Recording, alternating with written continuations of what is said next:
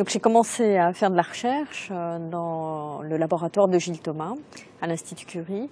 Et à l'époque, Gilles Thomas était très avant-gardiste, puisqu'il avait commencé à s'intéresser aux altérations génétiques dans les tumeurs. Donc ces études étaient dans la fin des années 80, pas très à la mode, et décrites comme étant assez descriptives.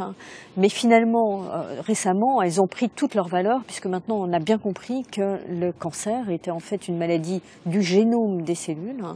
Et on peut se servir maintenant de l'identification de ces anomalies du génome pour traiter les patients et avoir des traitements qui ciblent ces altérations génétiques. Cela nous a permis d'établir une des premières cartes en fait et catalogues d'altérations du génome identifiées dans les carcinomes hépatocellulaires en France.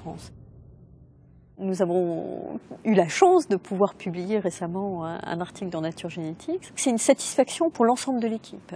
Et c'est vrai que c'est vraiment le fruit d'un travail acharné de 10 personnes du groupe pendant plusieurs années. Ça sera très utile aussi pour les jeunes chercheurs pour trouver à l'avenir du travail et pouvoir être éventuellement recrutés dans des organismes de recherche.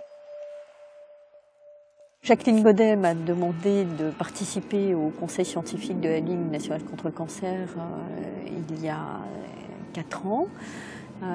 Pour moi, ça a été quelque chose d'important car ça a été la découverte du fonctionnement vraiment d'associations de malades. Et je pense que les associations de malades ont réellement leur rôle à jouer dans la structuration de la politique de recherche en France.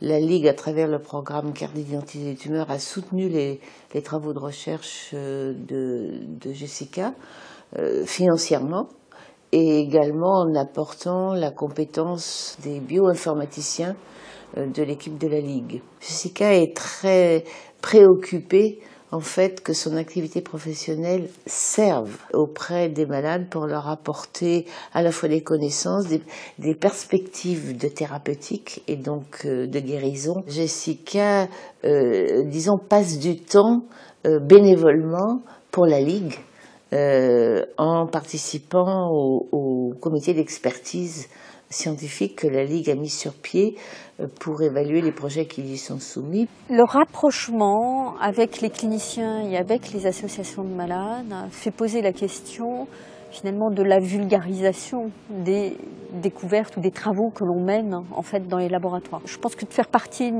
comme une petite pièce d'un grand puzzle pour faire qu'on ait aussi une meilleure culture scientifique dans la société est une chose qui est importante.